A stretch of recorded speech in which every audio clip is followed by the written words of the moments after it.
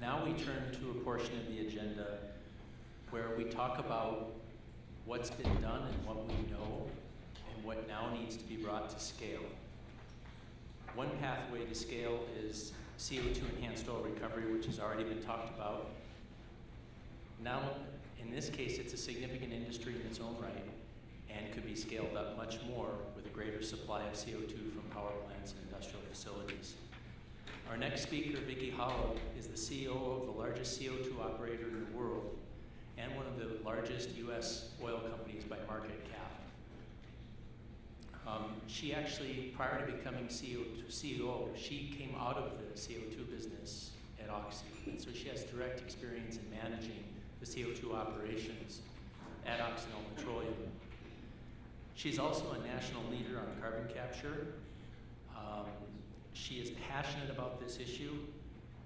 As we saw in the past couple of years in getting 45Q passed, consistently she was willing to dedicate her personal time, come to Washington, be a voice, make phone calls to key people, to her peers, to support this agenda. So in short, Vicki's a real inspiration and an essential leader on this issue. So with that, I'd like you all to welcome Vicki Hollub.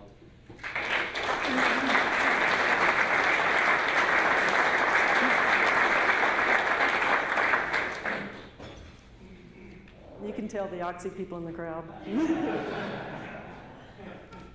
I just so much appreciate the opportunity to be here because one of the things about coming to this conference that was so exciting to me was seeing all the people who were so smart about how to work this issue and how to get 45Q passed. And that was a lot of you in the room, Brad, especially you, but many people that I met last night and today, I really appreciate your efforts and what you did and the fact that we've been able to now get this done and accomplish it. So I want to tell you a little bit about what we're doing to try to make sure that this works. And we've got a short time fuse, as you know. But first, a little bit about our company. We're an international oil and gas company. We primarily, but we do have a chemicals business. And in all phases of what we're doing today, we're trying to be more environmentally conscious. We're trying to be leaders in the areas that we're really passionate about. The first area that we're passionate about is our own emissions, is trying to make sure that we're minimizing any emissions that we have, and we're being very aggressive with that. Second is we think that water is a resource for our country and the world, and that we need to make sure that we're reducing our usage of fresh water and ultimately maybe providing water to the agricultural community that they can use as well. The other thing that's really important to us is being conscious of endangered species. So we took a lead in formulating a strategy to set aside lands that could help preserve endangered species and make sure that they're not unduly impacted.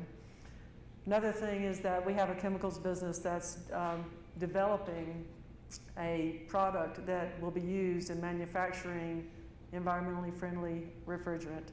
So in all areas, we're trying to do what we can to help, and a lot of those things aren't huge things yet, but ultimately over time, as we're able to collaborate with others, those will be big, those will have big impacts. And then the thing that I'll talk about today is what we're doing with respect to carbon capture. In the Permian Basin, we are the largest operator. We're the only operator with large operations in both conventional and unconventional operations. And conventional reservoirs means the ones that have the porosity and permeability that you can produce it without having to frack. The unconventional are those shell reservoirs and or tight sands that you actually have to frack to be able to produce.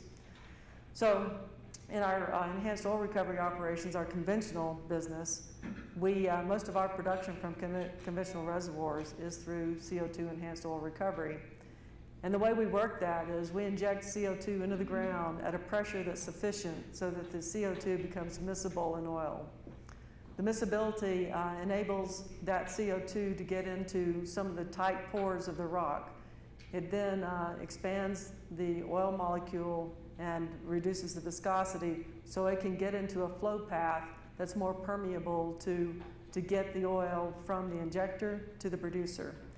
So in our enhanced oil, in our conventional reservoirs, with primary production, we can recover about 15% of the hydrocarbons in place, the oil and gas.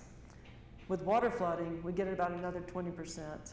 And with CO2 flooding, we can get another 15 to 20%. So ultimately, we can get anywhere from 60 to 70%, and in one reservoir, a little bit more than that, recovery of the oil and gas from the reservoir.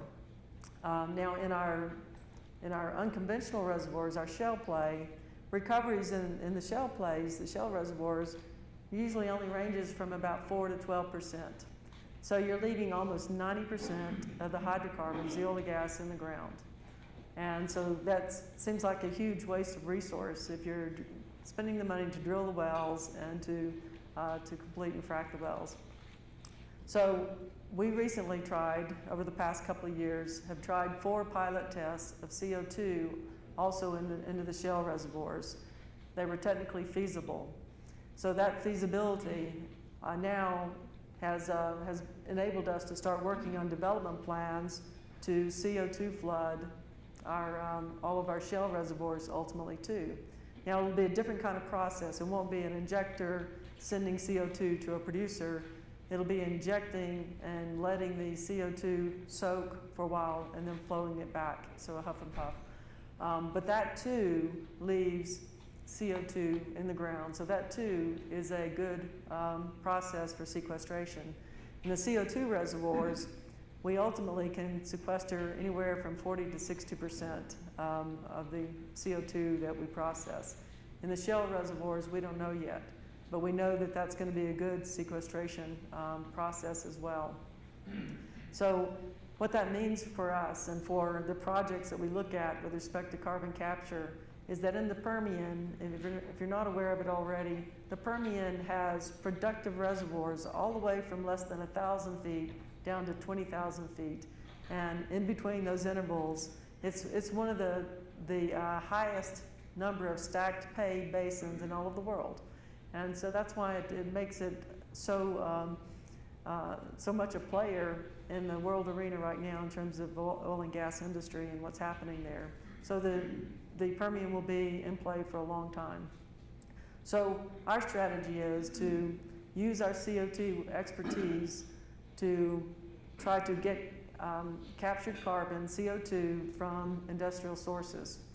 So we've been working with many of the power producers, electric power generators, industrial sites all around the Permian. We've come up with what we think is a business plan that's viable for us to be able to help industry and ourselves by trying to capture as much carbon around all of the Permian sites that we can then transport to the Permian that we can. We think the prize of that target is probably 10 BCF when you look at everything that we could potentially capture and get to the Permian, maybe more than that. Our team keeps increasing the number every time they delve into it and really look at what's possible today.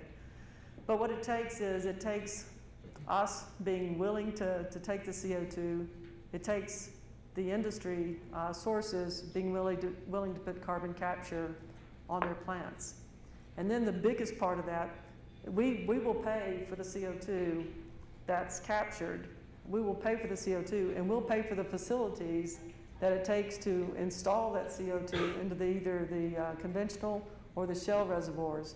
But what's missing for us is the in-between. It's the infrastructure to get the CO2 from the point where it's captured to the fields where we can then inject it.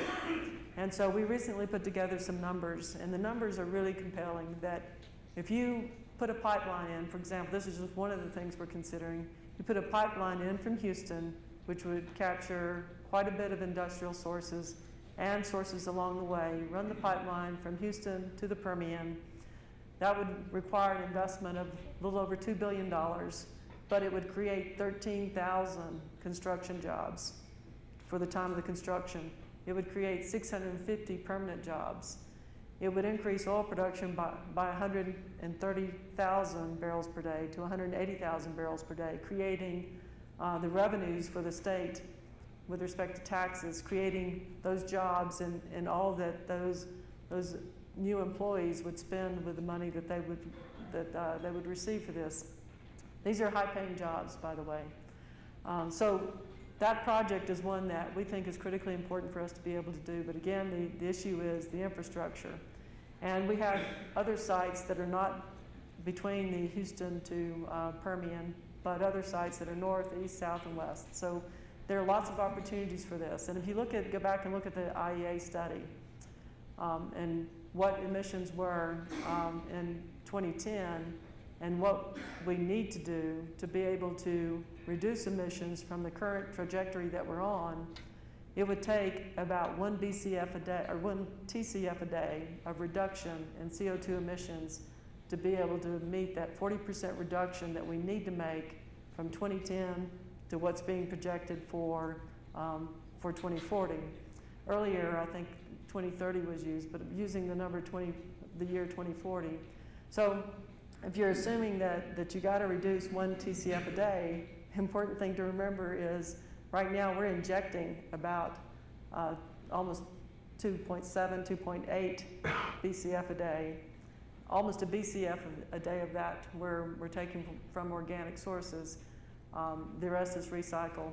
So we need to replace that 1 BCF with anthropogenic. But 1 BCF or 2 BCF or 3 BCF seems like a very minor amount considering the fact that we have to reduce in the world a full TCF per day. So our projection though is that if you think about that being too little, you would think, why do we want to do this? It's just like the other panelists were talking about. Everything is going to make a difference.